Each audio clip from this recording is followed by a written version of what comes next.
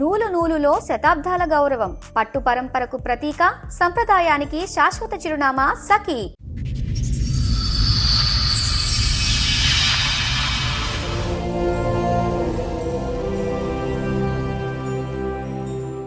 Madam నేను ఎంతవరకు ఎందుకు వచ్చానంటే మేడం చిన్న ప్రాబ్లం కాదు వల్ల రాలేదు మేడం, నేను చాలా పెద్ద ప్రాబ్లం వల్ల వచ్చాను మేడం.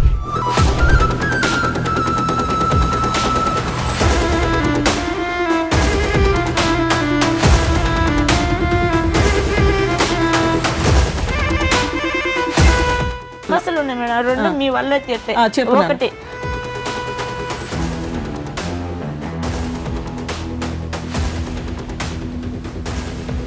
రెండోది వచ్చేసి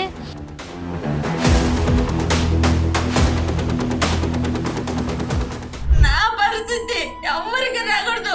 దాన్ని నన్ను పెళ్లి చేసుకుని ఈ విధంగా మోసం చేసినారు. దాని సరిగ్గా ముగ్గురు అన్నదమ్ములు సార్ నా జీవితంలో ఆడుకుంటున్నారు సార్, నా జీవితంలో ఆడుకుంటున్నారు. దాని సార్ నా బాబు పాస్పోర్ట్ చేయించినాడు, అన్ని చేపించి లాస్ట్ కు నన్ను నడి రోడ్డు మీద వదిలేసినాడు సార్. కోవిడ్లో లైసెన్స్ సార్ ఇది బండి తోలుతారు అక్కడికి. దయించి నా భర్తని ఇంటికి పంపిస్తే నా ప్రాబ్లమ్స్ అన్ని సాల్వ్ అయిపోతాయి సార్, నన్ను పంపేయండి సార్. చూడండి సార్ అతనికి ఇంకొక పెళ్ళి అయింది సార్. అతనికి చూడండి సార్ ఈ అమ్మాయిని పెళ్లి చేసుకున్నాడు సార్. ఆ విషయం నేను ఎవరికి చెప్పినా నమ్మలేదు సార్, నన్ను పిచ్చిది మెంటల్ది అంటున్నాడు సార్. అతను లవ్ చేసినట్టు మోసం చేసి మా వాళ్ళందరినీ పెళ్లి చేసుకున్నాడు మేడం. మీ ఆయన మీతో బానే ఉన్నారా? బాలేదు. కొట్టడం తిట్టడం లాంటిది ఏమైనా చేసేవాళ్ళ? నా కార్యాలు పుట్టాయి మేడం, కాళ్ళకు ఉన్నాయి, చేతులకు ఉన్నాయి మేడం. కానీ ఇవి ఉన్నాయని చెప్పేసి నువ్వు ఇట్లున్నావు, నువ్వు అట్టున్నావు, నా అన్నాన్ని ఎంచడము.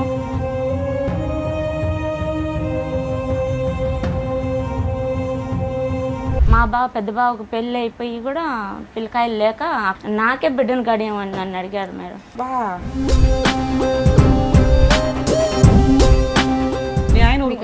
మా ఆయనకు చెప్తానంటే నువ్వే తప్పుడు దాని అవుతావు చెప్తే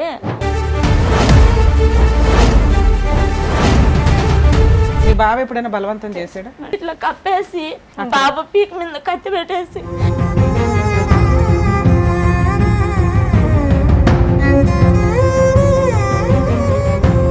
సార్లు నాకు తెలుసు మేడం. మా భర్తలాగా వచ్చి నా పక్క పనుకున్నాడు మేడం నైట్లో మబ్బులో.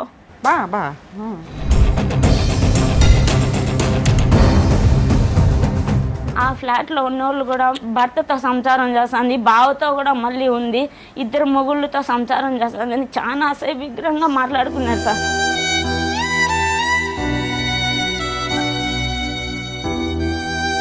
తర్వాత ఏమైంది లాస్ట్గా? తర్వాత లాస్ట్కి మళ్ళీ 2014 లాస్ట్ వచ్చాడు మేడం. వచ్చి ఇంకా ఎంట్రీలు తీపిస్తాము బాబుకి అనుకునే లోపల మా చెల్లెల్ని నేను పెళ్లి చేసుకుంటున్నానని చెప్పి ఎంటర్ చేసేసాడు మేడం. మీ చెల్లిని చేసుకున్నాడా చేసుకోలేదా? తాలుబుట్టు కట్టాడు మేడం. అయి నాకు తాలుబుట్టు కట్టినాడు, ఇదే అని మళ్ళీ పీకి జోబులో కింద పడేసింది మేడం. చిన్నప్పటి నుంచి నాకు 3 years ఉన్నప్పటి నుంచి మా నాన్న ఎలా ఉంటాడో నాకు తెలియదు మేడం. నాకు మా నాన్న అంటే ఇష్టం లేదు. మా నాన్నకి మా అమ్మకి ఏ సంబంధం ఉండకూడదు. ఈ డైవర్స్ అలాంటివి ఉంటాయి కదా, అవి ఇప్పించి మా అమ్మకి ఏం సంబంధం ఉండకూడదు.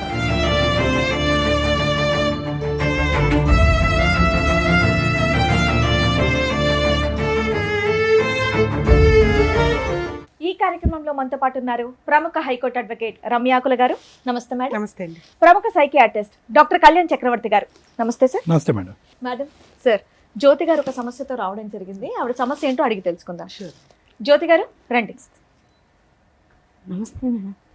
నమస్తే అండి. మేడం మీకోసం చాలా రోజుల నుంచి వెయిట్ చేస్తున్నాను మేడం. మేడం ప్లీజ్ కూర్చోండి, మాట్లాడదాం. జ్యోతి గారు ఎక్కడి నుంచి వస్తున్నారండి? మేము రాజంపేట నుంచి వస్తున్నాం. రాజంపేట నుంచి. రాజంపేట. నేను ఇంట్లో హౌస్ వైఫ్. ఇంట్లో housewife. Housewife, machine కుట్టుకుంటాను. ఓకే. ఇంకా అమ్మ వాళ్ళ ఇంట్లో ఉన్నాను మేడం ప్రస్తుతానికి. ఓకే. మీకు పెళ్ళయిందా? అయింది. ఎన్నేళ్ళ క్రితం అయిందండి? 2010లో అయింది. Love marriage arranged? అరేంజ్ మ్యారేజే, కానీ అతను లవ్ చేసినట్టు మోసం చేసి మా వాళ్ళందరినీ పెళ్లి చేసుకున్నాడు మేడం నన్ను. ఒక మీరు లవ్ చేయలేదు కానీ అతను మిమ్మల్ని ఇష్టపడి మీ పెద్దవాళ్ళతో మాట్లాడి మిమ్మల్ని పెళ్లి చేసుకున్నాడు. చేసుకున్నాడు మేడం. ఓకే. ఏ సంవత్సరంలో పెళ్ళి అయిందమ్మా? 2010 10వ నెల 21వ సరే, తేదీ 2010లో అయింది. 2010లో అయింది సార్. పిల్లలు? ఒక బాబు సార్, ఒక బాబు వెనకాల పాప పుట్టి చనిపోయింది. ఓకే. దాదాపు 15 ఏళ్ల తర్వాత మీరు మీ అమ్మ వాళ్ళ ఇంట్లో ఉన్నాను అని కంప్లైంట్ చేయడానికి ఇక్కడ వరకు 10 వచ్చారు. సంవత్సరాల నుంచి ఉన్నాను మేడం. 10 సంవత్సరాల నుంచి అమ్మ దగ్గరే ఉన్నారు. అమ్మ వాళ్ళ ఇంట్లోనే ఉన్నాను మేడం. మీ హస్బెండ్ ఏం చేస్తారు, మీరేం చేస్తారు? అంటే నేను చదువుకోలేదు మేడం, ఇంట్లోనే ఉన్నాను. నానమ్మ దగ్గర ఉన్నాను, మా నాన్నమ్మ దగ్గర. ఇంకా మా అమ్మ మా నాన్న ఇంకా మాకు పొలాలు ఏం పని లేదని చెప్పేసి కోయట్కి వెళ్ళారు మేడం బతుకు తీరు కోసం. నాకు ఒక చెల్లి ఒక తమ్ముడు ఉన్నారు, వాళ్ళకి చదువు అబ్బింది, నాకు అబ్బలేదు. దానివల్ల ఇంకా కోయట్లో ఉన్నారు. మా బంధువులు చేశారు మేడం నాకు పెళ్ళి.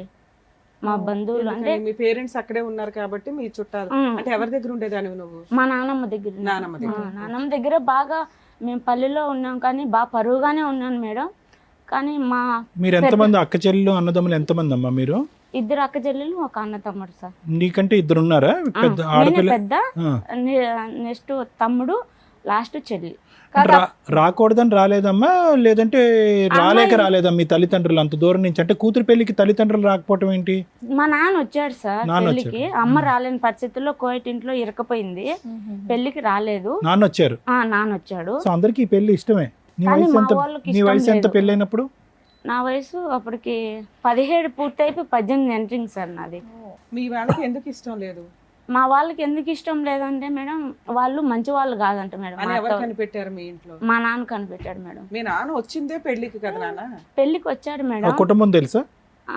తెలుసు మేడం. ఫస్ట్ మా అమ్మమ్మ వాళ్ళ ఊళ్ళో చేసుకున్నారంట సార్, వాళ్ళ మేనత్త వాళ్ళు, మా మొగుడు మేనత్త వాళ్ళు చేసుకున్నారంట.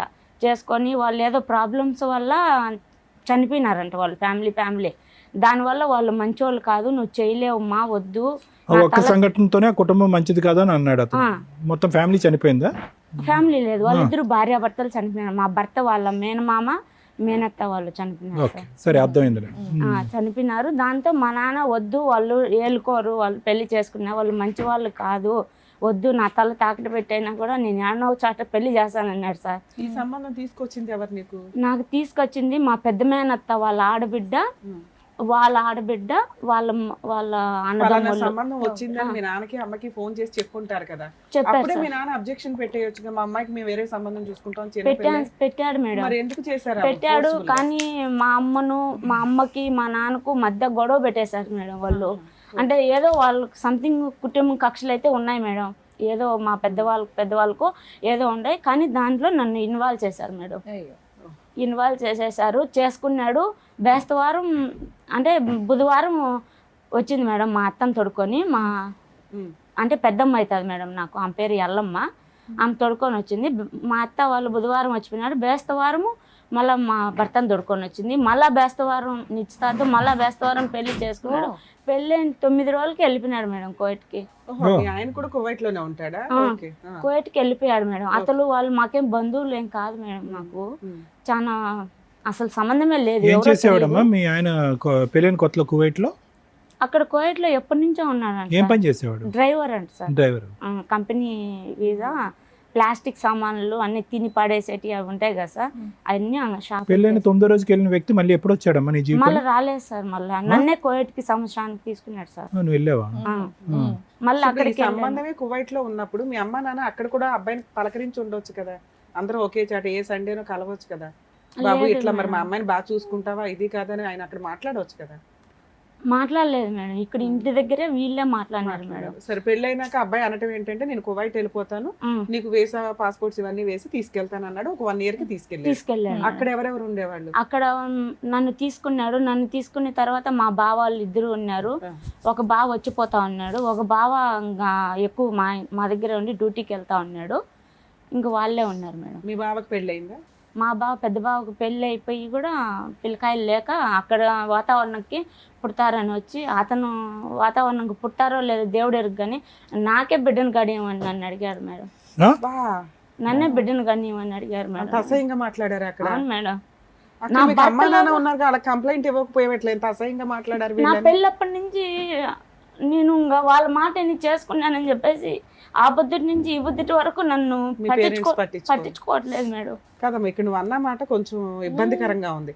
మీ బావతో నిన్ను పిల్లని కనమన్నారా లేకపోతే మిమ్మల్ని పిల్లలు కానీ ఒక పిల్లని ఎక్స్ట్రా ఇమ్మన్నారా? బావతోనే ఉం. బావతోనే మేడం.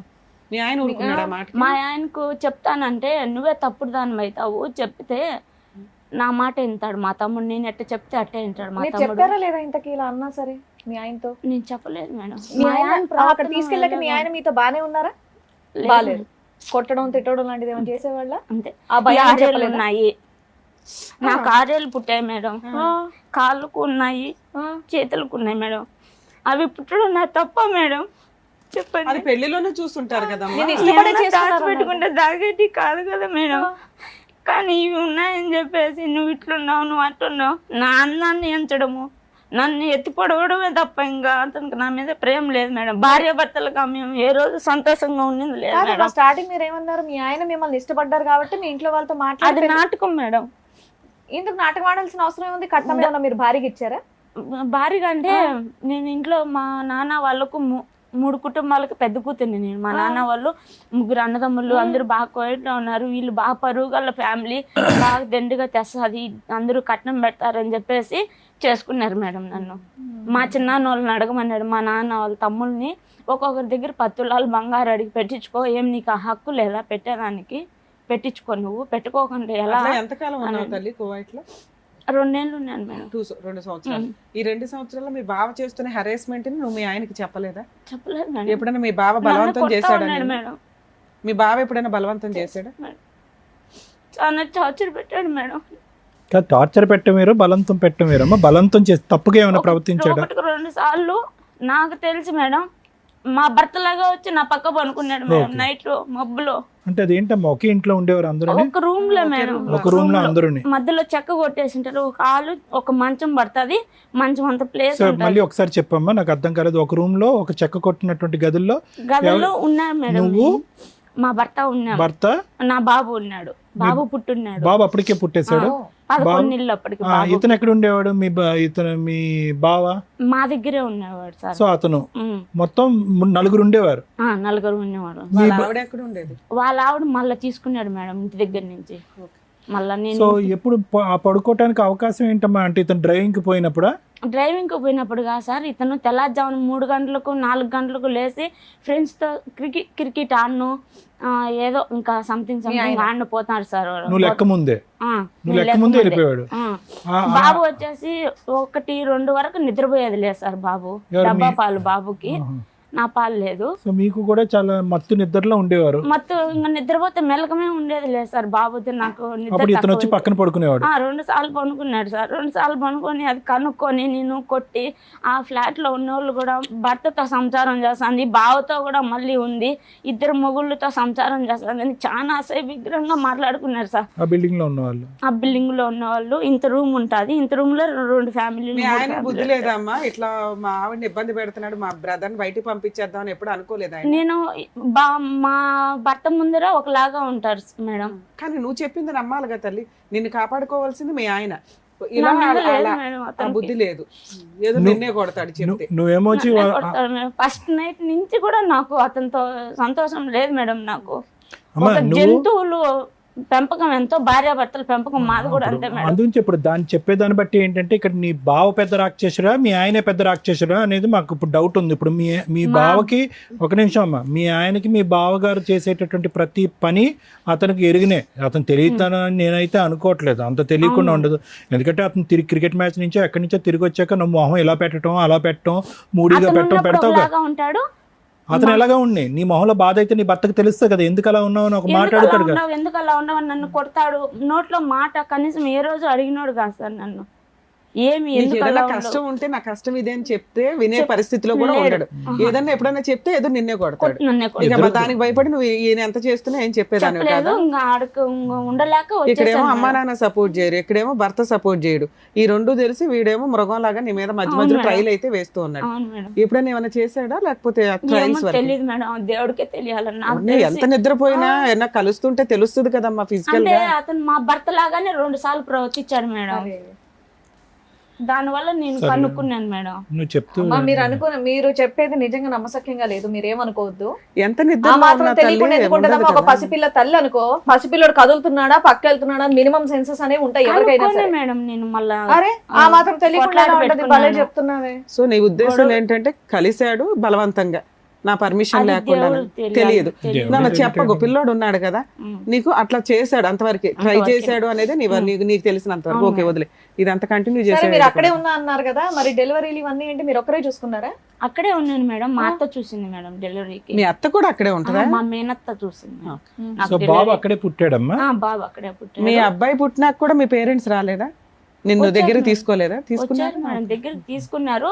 కానీ ఇతను బంగారు తెమ్మనేవాడు, పెట్టించుకోమనేవాడు. మా అక్కడ మీరు వాళ్ళు పని చేసేవాళ్ళ ఇంట్లోనే ఉండేవాళ్ళ? ఇంట్లోనే ఉన్నాను మేడం. బ్యూటీ పార్లర్ పనికి సరే, పంపిస్తా సరే, ఉన్నాడు. చెప్పండి. 2 ఏళ్ళు అక్కడ ఉన్నారు. దాని తర్వాత తర్వాత ఏం ఎప్పుడు వచ్చారు ఇండియాకి? ఇండియాకి 2014లో వచ్చేసాను మేడం. ఎందుకు వచ్చేసారు? అక్కడ టార్చర్లు ఉండలేక ఇంటికి ఆ భరించలేక వచ్చేసారు. బాబుని తీసుకుని మరి ఆడ ఉండేదానికంటే ఇంటికి వచ్చేదే బెస్ట్ అనిపించేసింది యా సార్ నాకు. అండర్స్టాండ్ అమ్మా. సో కానీ ఇంటికి టికెట్ ఎవరు కొన్నారు? తిరిగి రావడానికి ఖర్చు ఎవరు పెట్టుకున్నారు? అతనే పెట్టుకున్నాడు. అతనే పెట్టుకున్నాడు. సో నువ్వు వెళ్ళిపోవటం అనేది అతనికి ఏం అభ్యంతరం ఏం లేదు. ఆహా, ఏం లేదు. వెళ్ళకూడదంటే నేను ఎప్పుడెప్పుడు టికెట్ కొని పోతానా ఉండేవాడు అని కాదు కదా. పంపించేశాడు మేడం. కాదు, వెళ్ళొద్దు అనుకునేవాడు, టికెట్ కొని ఉండేవాడు కాదు కదా. ఉమ్, సో నువ్వు వెళ్ళిపోవటమే అతనికి ఇష్టం. ఉమ్. మరి బాబు కూడా ఇష్టం లేదు అతనికి? 2 సంవత్సరాల అబ్బాయి, 2-3 సంవత్సరాల అబ్బాయి. కరెక్ట్ గా 2 సంవత్సరాలు 16 నెలలకి ఎత్తుకొచ్చినా సార్. బాబుకి 16 నెలలు ఉన్నప్పుడు ఎత్తుకొని వచ్చాను. మళ్ళీ ఇంటికి వచ్చినప్పటి నుంచి మళ్ళీ పట్టించుకోలేదు సార్. సరే బాబు కాదమ్మా, మరి పెళ్ళైన తర్వాత 9 రోజులకే అక్కడికి రప్పించేసాడని చెప్పేసి అన్నారు కదా మీరు. ఇక్కడి నుంచి వెళ్ళిపోయాడు మేడం, ఇంటి దగ్గర ఆయన నుంచి. రప్పించాల్సిన అవసరం ఉండేది కాదు కదా, మీరంటే ఇష్టం ఉంటే. నన్ను మళ్ళీ తీసుకున్నాడు మేడం చూపుకి. అందరూ మా వాళ్ళల్లో మంచిదానికి. ఇప్పుడు ప్రజెంట్ ఏం జరుగుతుందంటే అందరూ నాన్న, నువ్వు మంచిగా అక్కడి నుంచి వచ్చేటప్పుడు గొడవతో నీతో విడిపోతున్నాను అని చెప్పి వచ్చి ఉండకపోవచ్చు, అంతే. మంచిగా పంపించాడు. మంచిగానే నువ్వు మంచిగానే వచ్చావు, అతను అతను మంచిగానే పంపించాడు. ఇక్కడికి వచ్చినాక ఆమె ముందు ఆ సంఖ్యలలో నుంచి బయటకు వస్తే చాలరా బాబా అని నువ్వు లౌక్యంగా ఇండియా వచ్చావు, అంతేనా? ఓకే. ఎందుకంటే ఆయన దగ్గరుండి గొడవ పడినాక ఎవడో టికెట్లు కొండవు, నువ్వు ఎడపోతా పో అంటాడు. నేను అతను ఇట్లా భర్తకు చెప్పుకోలేక ఇటు బావగారితో, అందులో మళ్ళీ మా తోడుకోడాలు వచ్చేసింది తీసుకొని. సరే, మీ అమ్మ నాన్న అక్కడే ఉన్నారుగా, అక్కడే ఉండి అక్కడే ఏదైనా పని చేసుకుంటూ ఉండొచ్చు. ఇండియాలో ఎవరున్నారు నాన్న నీకు? అమ్మ కోయట్ ఇంట్లో ఉంటది మేడం. అమ్మ సంపాదన లేదే మా తమ్ముడికి మాకు ఇల్లు గడవదు మేడం మాకు. అవును నాన్న. నాన్న ఉన్నాడు కదా, పోనీ మీ పిన్ని మేనత్ ఉంది, వాళ్ళంతా ఉన్నారు కదా, అక్కడే ఉండొచ్చుగా నువ్వు కూడా. అక్కడ వాళ్ళు ఉంటే ఎప్పుడు నీ వాళ్ళు అని ఏదో ఒక రకంగా టార్చర్ మేడం. నాకైతే ఏ రోజు సుఖం లేదు మేడం. ఇండియా వచ్చేస్తేనే సేఫ్ అనుకున్నావు నువ్వు, అక్కడ ఉండడం కంటే. ఓకే, వచ్చేసి ఇక్కడేం చేసావు? ఇక్కడికి వచ్చాను మేడం, అత్త వాళ్ళ ఇంటికి వెళ్దాం అనుకున్నాను. అక్కడికి వెళ్తే ఇంకొక బావ తాగి కొడతాడు మేడం నన్ను. బాగా తాగి కొట్టేవాడు. అసలు ఉన్నావా ఎప్పుడైనా అత్తగారి ఇంట్లో? మరి లేనప్పుడు కొడతాడని ఎలా చెప్తాను ఉన్నాను మేడం కొద్ది రోజులు. ఆ 2 రోజుల్లోనే 2 సార్లు 3 సార్లు కొట్టాడు మేడం. ఇంట్లోకి వెళ్ళగానే కొట్టేస్తారు ఎవరైనా? కొట్టాడు మేడం. 8 లక్షలు డబ్బు తీసుకున్నాడు. 8 లక్షలు డబ్బు తీసుకున్నాడంట మేడం మా భర్త ఆయన దగ్గర. నిన్ను ఎందుకు కొట్టడం? వాళ్ళ తమ్ముడే కొట్టుకుంటే సరిపోతుంది. లేదంటే నిన్ను కొట్టాలని చెప్పి తాగి అతను ఎట్టంటే అట్ట మాట్లాడి కొట్టాడు మేడం. ఆ డబ్బులు పోలీస్ స్టేషన్ కి వెళ్ళి కంప్లైంట్ ఇవ్వలేదు? ఇచ్చాను మేడం. ఇచ్చితే పోలీస్ స్టేషన్ లో, టౌన్ పోలీస్ స్టేషన్ లో ఇచ్చాను మేడం. ఇచ్చితే అతనికి కావాల్సిందల్లా తాగి అట్లా చేస్తున్నాడు పోమ్మా, నీ జోలికి రాడు, వచ్చితే ఇంకొకసారి కేసు కట్టేస్తాము, కేసు కట్టేసి ఇంకా జైల్లో పెట్టేస్తాం, నీ జోలికి రాడుకో అని చెప్పి సర్ది చెప్పి పంపించాడు. మళ్ళీ ఒకసారి మళ్ళీ అట్లే కొట్టనొచ్చాడు. 8 లక్షలు డబ్బులు ఇస్తావా అని చెప్పి ఒకరోజు మళ్ళీ కొట్టనొచ్చాడు మేడం. మళ్ళీ ఫోన్ చేశాను. మళ్ళీ ఫోన్ చేస్తే ఊళ్ళో పెద్ద మనుషులకు చెప్పారు. ఊళ్ళో పెద్ద మనుషులు చెప్తే ఆయమ్మతో ఏం పని రా నీకు ఏం పని అవసరమా? మీ ఇద్దరి సంబంధమే అంతంత మాత్రం ఉన్నప్పుడు డైరెక్ట్ గా అతను కువైట్ లో ఫోన్ చేసి అతన్ని బెదిరించవచ్చు కదా. నిన్ను కొడితే ఏం లాభం? అక్కడ పడలేక కదా నువ్వు వెనక్కి వచ్చావు. అక్కడ పడలేక నువ్వేమి ఇక్కడ తీర్థయాత్రలకో ఇంకో దానికో రాలే కదమ్మా. అక్కడ పడలేక వెనక్కి వచ్చావు. ఆ పరిస్థితి అతనికి బాగా తెలుసు. నన్ను ఎందుకురా కొట్టేది, అక్కడ ఫోన్ చేసి అడుగు అని చెప్పొచ్చుగా. చెప్పాను చెప్తే కూడా నన్ను నోట్లోంచి మాట రానిచ్చే వాళ్ళు లేదు సార్. నన్ను మళ్ళీ వెళ్ళావమ్మా ఎప్పుడైనా కువైట్? వెళ్ళాలి అప్పటి నుంచి. అప్పుడు నువ్వు కాపురం చేసింది 2 years కదా కువైట్ లో? 2 years ఉన్నాను అత్త వాళ్ళ ఇంట్లో. ఇంకా ఈ పెళ్ళైన నుంచి సంవత్సరం ఒక 2 నెలలు అటు ఇటుగా ఉంటా ఉన్నాను. తర్వాత ఏమైంది లాస్ట్ గా? తర్వాత లాస్ట్ కి మళ్ళీ 2014 లాస్ట్ వచ్చాడు మేడం. బాబుకి ఎంటుకలు తీపియాలని చెప్పేసి. నేను వచ్చిన ఒక 5-6 నెలలకి వచ్చాడు. అప్పటికి ఇంకా 2015 స్టార్ట్ అయింది మేడం. బాబుకి 3వ సంవత్సరం అనింది. 11 నెల 12వ తేదీకి వచ్చి ఇంటికి తీపియాలని చెప్పి అన్ని చూశాడు మేడం. చూడడంలో ఏం చేశాడంటే అప్పటికి నేను మా అమ్మ వాళ్ళ ఇంటి దగ్గరికి వెళ్ళాను మేడం. నేను ఇక్కడ బాబుని పెట్టుకొని ఉండలేక ఎవరు పట్టించుకునే వాళ్ళు కాదు. ఖర్చులన్నీ పంపించాడా ఆ 1 year లో? 6 నెలలు పంపించాడు మేడం. ఓకే. బాబు వచ్చినాక 6 నెలలు పంపించాడు. మళ్ళీ లేదు మేడం, నాకు ఒక్క రూపాయి నాకు తెలియదు. మళ్ళీ అక్కడ ఉన్నప్పుడు వచ్చాడు మేడం. వచ్చి ఇంకా ఎంటుకలు తీపిస్తాము బాబుకి అనుకునే లోపల మా చెల్లెల్ని నేను పెళ్లి చేసుకుంటున్నానని చెప్పి ఎంటర్ చేసేసాడు మేడం. నువ్వే కష్టాలు పడ్డావు, మళ్ళీ నీ చెల్లిని చేసుకుంటాడంటే ఎందుకు? నువ్వు ఆల్రెడీ పిల్లలు కన్నావు కదా. ఏంటి చెల్లిని చెల్లిని చేసుకుంటా అన్నాడు. అని ఎవరితో అన్నాడు? నీతో అన్నాడా? నాతో అనలేదు సార్. మా పాపకి కొంచెం సైకలాజికల్ ప్రాబ్లం ఉంది సార్. 8 సంవత్సరాల బిడ్డప్పటి నుంచి హాస్పిటల్లో చూపిస్తా ఉన్నారు సార్.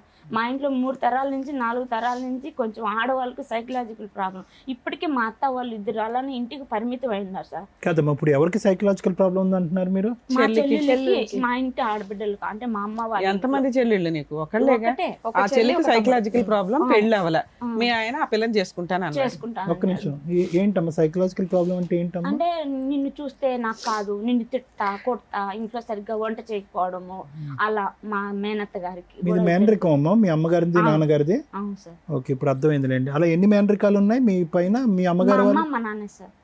వాళ్ళకి వాళ్ళ అమ్మ నాన్నలు వాళ్ళు అంటే వాళ్ళమ్మ వాళ్ళకి ఏమో మేనరికం లేదు. లేదు నా ఇప్పుడు ప్రెసెంట్ మా నాన్న చెల్లెళ్ళకి 2 సైకలాజీ ప్రాబ్లం ఉంది. ఇంకా ట్రీట్మెంట్ తీసుకున్నారు. టాబ్లెట్ పడితే తప్ప వాళ్ళు పనుకోరు సార్. మీ చెల్లికి ఎప్పుడు ట్రీట్మెంట్ ఇచ్చారమ్మా? మా చెల్లెలకి 8 సంవత్సరాలప్పుడు చూపిస్తా ఉన్నారు సార్. చూపిస్తే అమ్మాయికి వయసు పెరిగే కొద్దీ సైకలాజీ ప్రాబ్లం వస్తుంది అని చెప్పి డాక్టర్లు చెప్పినారంట సార్. పెరిగే కొద్దీ తగ్గిద్ది అన్నారా పెరుగుతుంది? ఎందుకంటే అది ఎంఆర్ కాబట్టి. అది అమ్మాయి చదివేటప్పుడు టెన్షన్ గా ఏడవడం, నాకు తలనొప్పి వస్తుంది, నాకు కంతలు లాగుతున్నాయి అన్నాడు. రకరకాల నాకు బాగుంటుంది. నాకేం అట్లా ఏం చదువుకున్నారమ్మా మీరు? ఎంత చదువుకోలేదు సార్. ఊళ్ళో 5 వరకు చదువు అవ్వలేదు. అందుకే నాకు అవ్వలేదు సార్ చదువు. తెలివిందాన్ని ఉన్నావు అంటే సరే. సరే నాన్న, తర్వాత ఏమైంది? ఆ అబ్బాయి అట్లా అన్నాడు మీ ఆయన, మీ చెల్లిని చేసుకుంటానని. తర్వాత మేడం ఆయన వచ్చాడు మేడం. 2015లో వచ్చాడు. వచ్చేతలకి మా తమ్ముడిని తొడుకొని లోపలికి పోయింది మేడం మా చెల్లి. ఎందుకు తొడుకోమిందో తెలీదు. బాబుని చూసుకుంటే నేను బయటే ఉన్నాను. లోపలికి పోయి రూమ్లోకి పోయి వాకిలు వేసేస్తుంది మేడం. వాకిలు వేసి నేను ఆ మామనే పెళ్లి చేసుకుంటాను నేను అని చెప్పిందంట మేడం అమ్మాయి. చెప్పిన తర్వాత మా తమ్ముడు వచ్చేసి ఏడ్చుకుంటా వెళ్ళి మా వాళ్ళకి ఫోన్లు చేసి పిలిపించారు మేడం. పిలిపించి ఒక 30 మంది పైగానే వచ్చారు మేడం. పెద్ద మనుషులు అందరూ మా ఊరోళ్ళు వచ్చి ఇటు ఈ అత్తగారుల్లో ఇటు అమ్మగారుల్లో చెడు కాకుండా ఒక పంచాయతీ పెట్టారు మేడం. పంచాయతీ పెట్టి మా భర్తను రమ్మన్నారు మేడం. రా నువ్వు వచ్చి మాట్లాడాలా, మీ ఊళ్ళో పెద్ద మనుషులు తీసుకొని రా అని అంటే అతను వాళ్ళని తీసుకోరాకోకుండా ఏం జరుగుతుందో తెలియదు మేడం. ఆ అమ్మాయి ఎందుకు చెప్పిందో అలా తెలియదు నాకు. నేను చూడలేదు. తమ్ముడు ఏం చెప్పలేదు.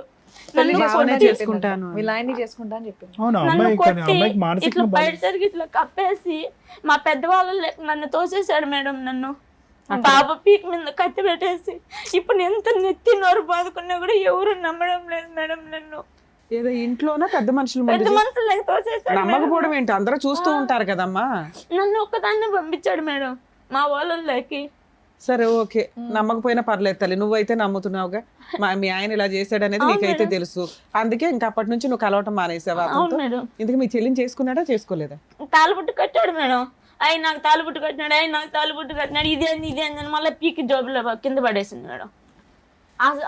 పెద్ద మనుషులు ఏం చేస్తున్నారు? పెద్ద మనుషులు లేరు. చీకట్లో ఈయన ఒక్కడే ఉన్నప్పుడు చేశాడు. వాళ్ళు కలిసి ఉన్నారా? మా అత్త వాళ్ళ ఇంట్లో చేశాడు మేడం. తర్వాత ఏమైంది? ఆ తర్వాత మళ్ళా పెద్ద మనుషులకి నన్ను పంపించాడు. నేను ఒప్పుకున్నా. ఏమని మా చెల్లెల్ని చేసుకునేది మా భర్తకి ఇష్టమే కదా, మీకేం బాధ, నేను చేసుకుంటాను అని చెప్పి ఆ మాట చెప్పి అంతవరకు పిల్లోడి పీక మీద కట్టి మా ఆడబిడ్డ ఇంట్లో పెట్టి పంపించాడా? మా ఆయనకి ఇష్టమే, నాకు ఇష్టమే, మా చెల్లిని చేసుకోవడం, మాకు లేని బాధ మీకేంటి అని పెద్ద మనుషులు చెప్పమన్నాడు. చెప్పేసావు నువ్వు. ఆ తర్వాత ఈయన తాళి కట్టాడు, ఆ పిల్ల ఈసురు కొట్టింది.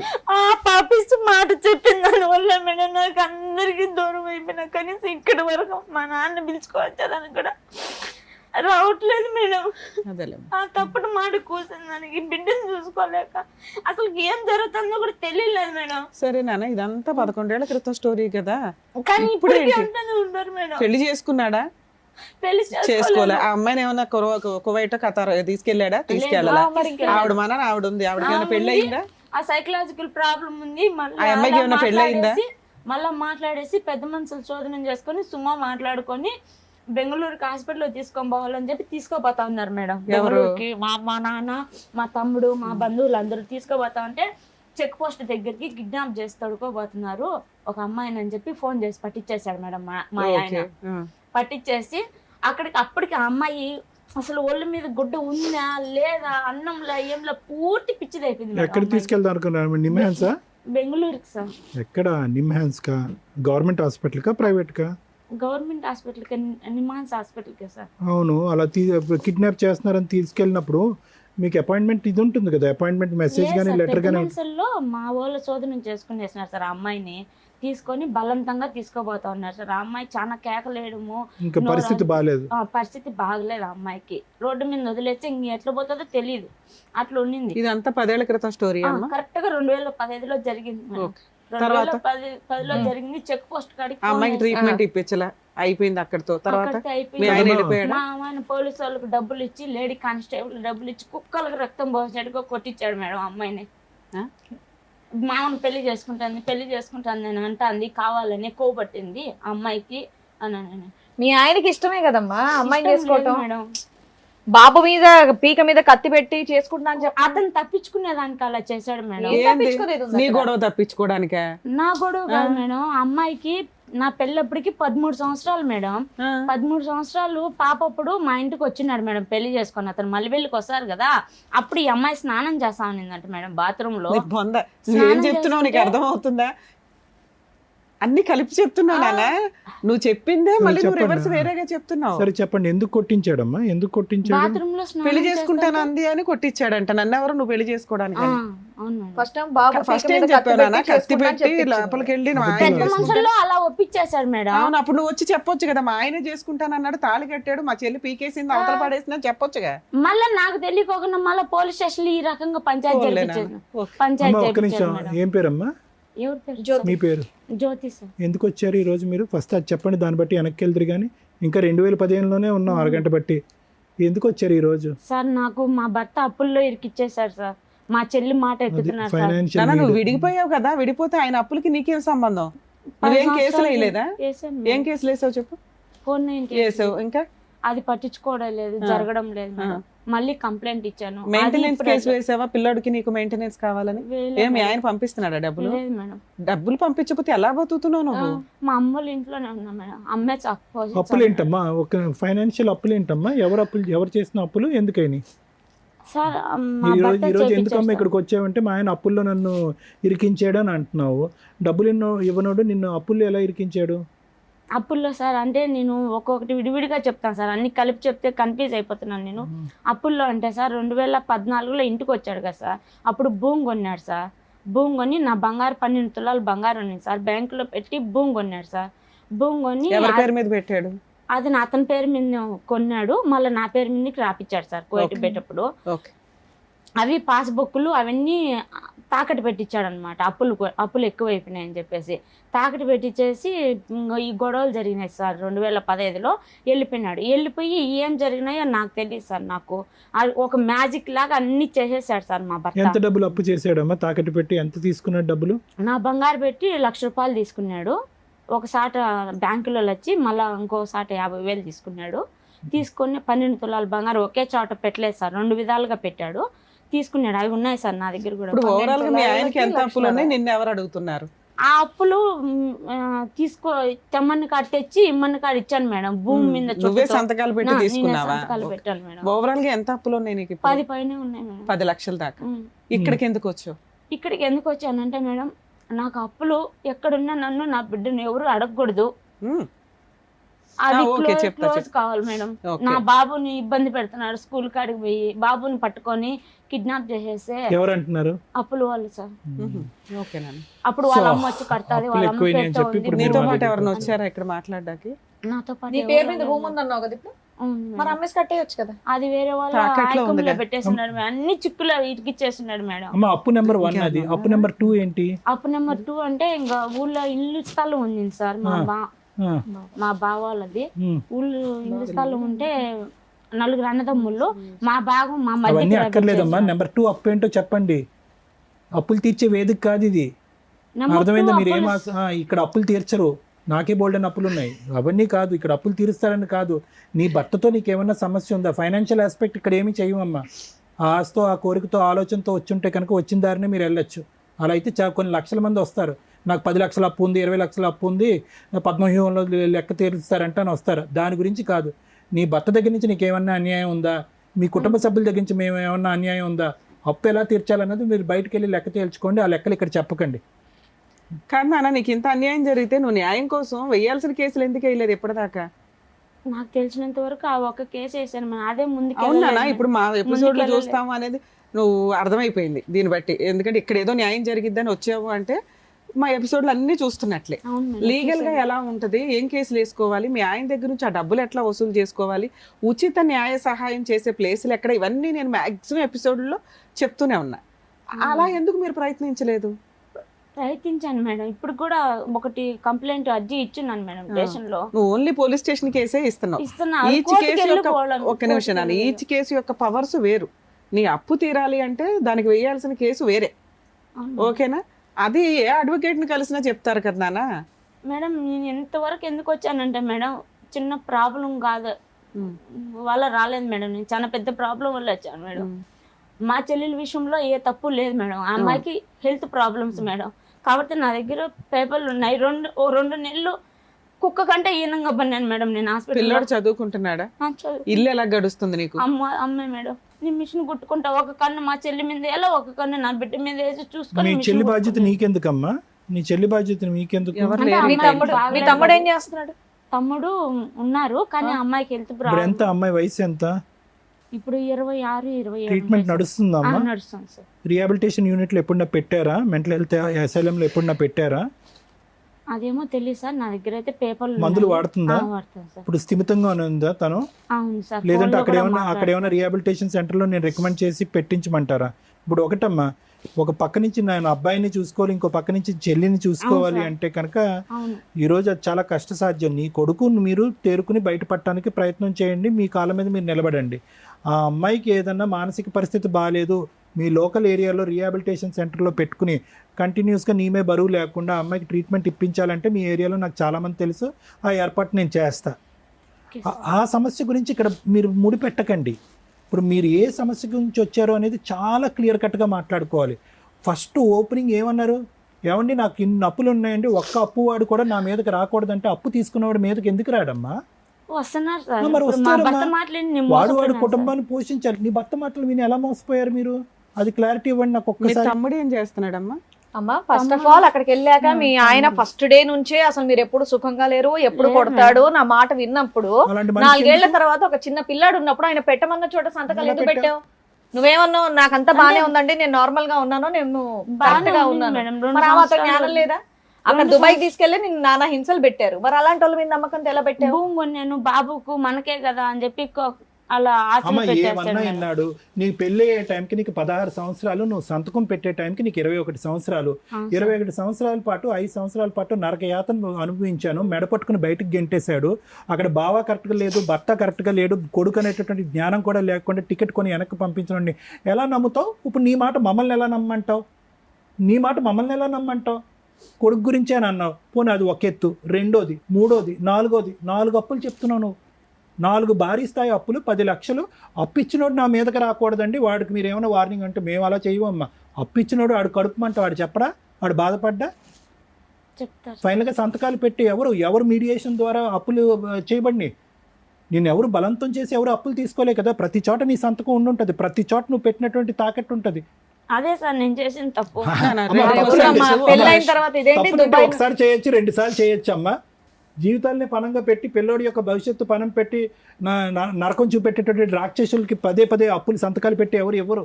నాన్న 2 క్వశ్చన్లు. 10 ఏళ్ళు అయింది నువ్వు అప్పు చేసి, అప్పులో ఊరుకున్నారా ఇప్పటిదాకా? బాండ్ రాపించుకుంటా ఉన్నారు మేడం. మళ్ళీ ప్రతిసారి రీబాండ్ బాండ్లో ఇప్పటికి ఎన్ని ఎంత కట్టరాసు? 3 సార్లు రాపించాను మేడం. ఒక్కొక్కళ్ళు నీ దగ్గర ఏమున్నాయని?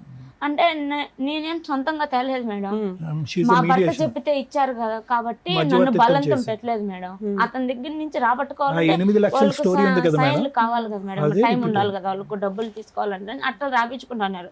ఇప్పుడు అతను ఏం చేశాడంటే చచ్చిపోయినాడా బతికున్నాడా అనేది అడ్రస్ లేకుండా కోవిడ్ లో ఉండిపోయినాడు. కోవట్లో మీ అమ్మ వాళ్ళు నాన్న వాళ్ళు ఎతికితే దొరకరా? దొరకలేదు మేడం, మాకు టచ్ సరే. లేదు మేడం. మీ తమ్ముడు ఏం చేస్తున్నాడు ఇప్పటికి? తమ్ముడు వాళ్ళ పెళ్ళయింది, 2 పాపలు. ఆయన బాగానే ఉన్నాడు, ఆయన కుటుంబం ఆయన ఉన్నాడు మేడం. ఇంట్లో మీకేం ఖర్చులకు గానీ ఏమి ఇవ్వడు. అమ్మ చూసుకుంటాది, అక్కడ ఇస్తాడు. నుంచి మీ అమ్మాయి చూసుకుంటుంది, నువ్వు మిషన్ కుట్టుకుంటున్నావు. పిల్లాడు చదువుతున్నాడా? చదువుకుంటున్నాడు. గవర్నమెంట్ స్కూల్లోనా ప్రైవేట్ స్కూల్? గవర్నమెంట్ స్కూల్లో వేసినాను, కానీ మా భర్త ఎవరినంటే వాళ్ళు పంపిస్తున్నాడు, నా బిడ్డను తీసుకోరప్పని. పోనీ పంపించేస్తే అక్కడ బాగుంటాడు, నీకు అడ్రస్ కూడా దొరికిద్దిగా. పిల్లోడు అక్కడ ఉన్నాడు అనుకో, అప్పులోడు అక్కడ చూపించవచ్చు కదా, నువ్వు అక్కడ ఉన్నాడు రప్పించుకోండి అని. కానీ ఏ రోజు బాబుని మన బిడ్డ అని వాళ్ళు ఏ రోజు చూడలేదు మేడం.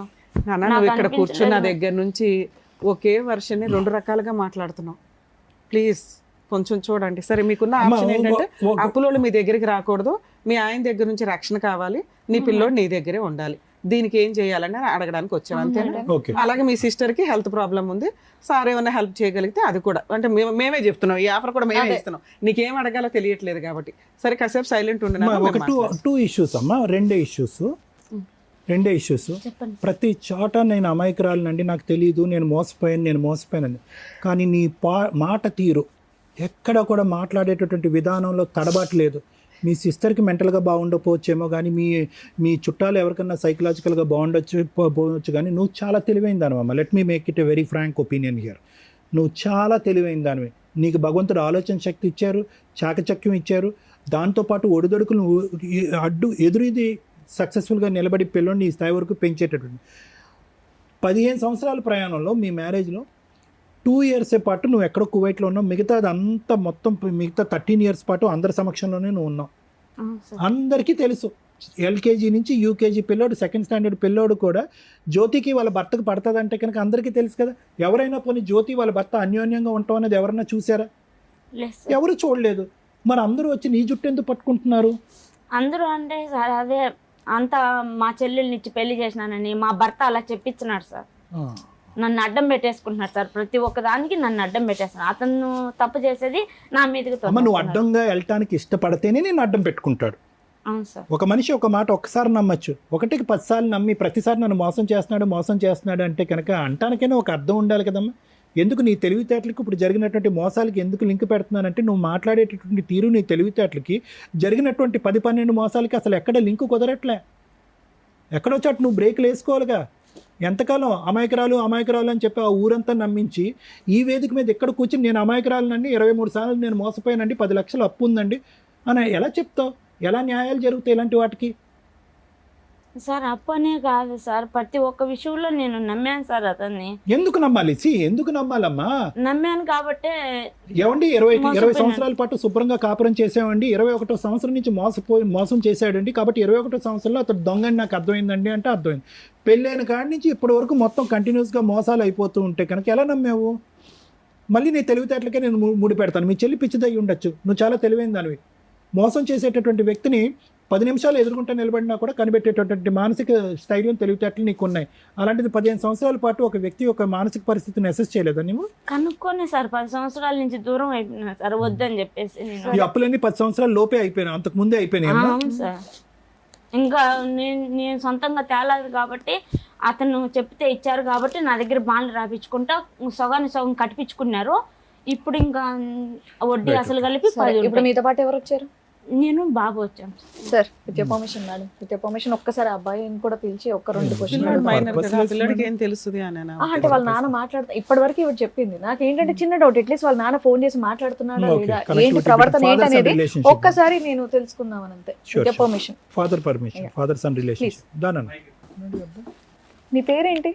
రామ్ గోవర్ధన్. ఏం చదువుకుంటున్నావు? 7th standard. ఇప్పటి వరకు మీ మమ్మీ చెప్పిందంతా అక్కడ కూర్చొని విన్నావు. నువ్వేమన్నా చెప్పాలనుకుంటున్నావా? చెప్పు మేడం. చిన్నప్పటి నుంచి నాకు 3 years ఉన్నప్పటి నుంచి మా నాన్న ఎలా ఉంటాడో నాకు తెలియదు మేడం.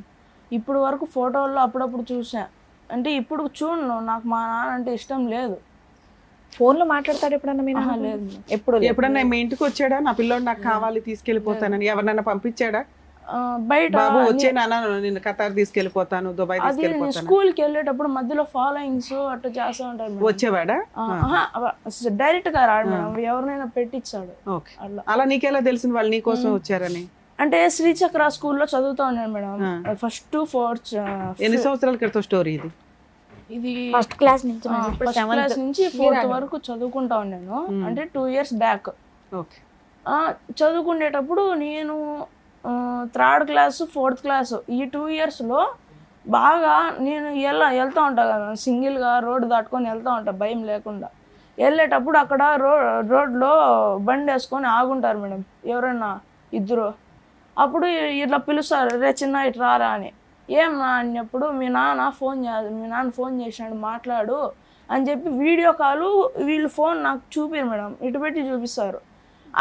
నాది నాకు ఎలా తెలిసిందంటే మా అమ్మకి చెప్పిన, మా అమ్మ అప్పటికి వచ్చేటప్పటికి వాళ్ళు ఉండరు, వెళ్ళిపోయి ఉంటారు. ఫోన్లే నాన్నే కదా మాట్లాడొచ్చుగా, మాట్లాడకూడదని నువ్వెందుకు అనుకున్నావు? చిన్నప్పటి నుంచి జరిగేది చూసానే ఉన్నాను కదా మేడం. నువ్వేం చూసావు నాన్న? నువ్వు పుట్టినప్పటి నుంచి మీ నాన్న ఎప్పుడు డైరెక్ట్ గా చూడలే, మీ అమ్మ చెప్పింది వినటమే తప్ప. అది అబద్ధాలు అయి ఉండొచ్చు కదా. మీ ఇంట్లో మీ పిన్న ఒకటి ఉంది, మీ అమ్మ కూడా అలాగేనేమో అమాయకురాలేమో అని నువ్వెందుకు అనుకోలే?